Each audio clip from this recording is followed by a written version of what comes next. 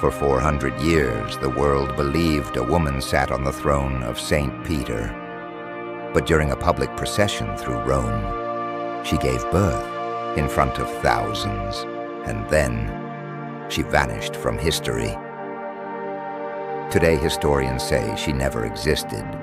So why did the entire Christian world believe it for 4 centuries? This is the story of Pope Joan, the woman who never was, but refuses to be forgotten. Her name was Pope Joan. According to medieval chronicles written in the 13th century, she was born in the 9th century. Brilliant, ambitious, desperate. In an age when women were forbidden from the priesthood, she made a choice. She disguised herself as a man, took the name John Anglicus. She mastered theology, rose through the church hierarchy, and by 855 AD, she had become Pope. For 2 years, she ruled the Catholic Church, issuing decrees, leading prayers, governing Christendom. But she carried a secret that would destroy everything. She was pregnant. One day, during a papal procession near the Colosseum, labor struck.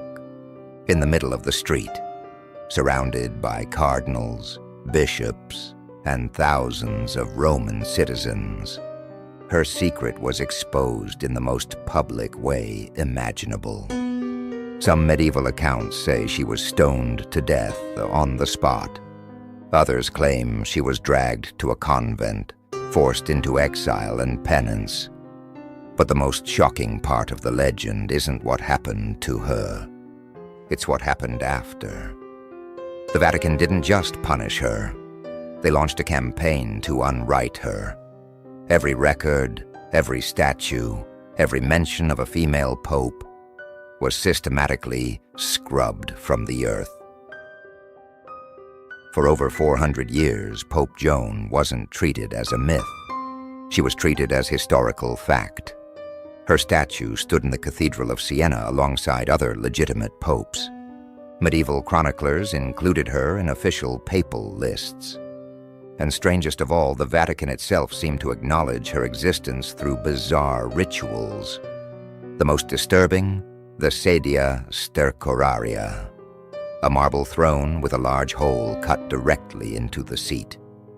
According to legend, after the scandal of Pope Joan, every newly elected pope was required to sit on this chair. A senior cardinal would reach through the hole from beneath to physically verify the pope's gender. If the examination confirmed the pope was male, the entire assembly of cardinals would chant together in Latin, "Duos habet et bene pendentes." Translation: he has 2 testicles, and they hang well. Only then could the coronation proceed. Papal processions also began avoiding a specific street in Rome, the exact location where Joan allegedly gave birth. For centuries, this route was considered cursed, forbidden. The church never officially explained why, but everyone knew. It was because of her, the woman who became Pope. And then in the 17th century, the Erasure began. The year 1601, Pope Clement VIII issued a declaration. The story of Pope Joan, he announced, was false. A Protestant lie designed to mock the church. Her statue was removed from Siena Cathedral. Her name was scrubbed from papal records. Church-commissioned historians began publishing books, dismissing her as satire. By the 1700s, Pope Joan had been transformed from history into myth. But was any of it real? Modern historians have investigated Pope Joan extensively, using papal records, coins, letters, and church documents. The verdict is unanimous. She never existed. Here's why. Pope Leo IV died on July 17, 855. His successor, Pope Benedict III, was elected by late September 855. Contemporary records, papal decrees, coins minted during this period, letters from other bishops, all confirm this timeline. There is no gap, no missing months where Joan could have ruled. The story of Pope Joan first appeared in written form around 1250, 400 years after she supposedly lived. Not a single contemporary source from the 9th century mentions her, not even the Pope's enemies. And the Byzantine Emperor Photios, who hated the Roman popes and documented every scandal he could find, never mentioned a female pope. If it had happened, he would have used it as ammunition. So why did people believe the story for so long? Because it served a purpose. During the Protestant Reformation in the 16th century, Pope Joan became a weapon. Protestants used her story to attack the Catholic Church's claim, if a woman could infiltrate the papacy, they argued, then how could Rome claim divine protection? How could any of their popes be legitimate? The Catholic Church fought back by officially declaring the story false. Not because they were covering up the truth, but because the truth was clear.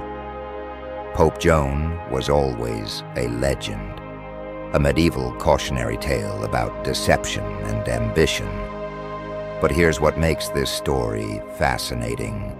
Even though she never lived, her legend refuses to die. Pope Joan has become more than a myth. She's become a symbol. Books have been written about her, movies made, operas composed. She appears in video games and feminist literature, not as history, but as inspiration. Because even as fiction, her story asks a powerful question. What could women achieve if given the chance? The Vatican spent centuries trying to bury Pope Joan. They removed her statue, rewrote the records, commissioned scholars to debunk her. Not because she was real, but because the idea of her was dangerous. The idea that a woman could lead the church as well as, or better than, any man. That idea threatened the foundation of patriarchal authority. And that idea, unlike the woman herself, could not be killed. Today we know Pope Joan never sat on the throne of St. Peter, but her ghost still haunts the Vatican, not as history, but as possibility. The legend of the woman who proved, even in fiction, that gender was the only thing preventing female leadership. Not ability, not intelligence, not divine will, just power. And the men who refused to share it. Pope Joan never existed, but the world she represents, that world is coming, and no amount of erasure can stop it. Because some myths are too powerful to kill, and some truths hide inside legends, waiting to be born.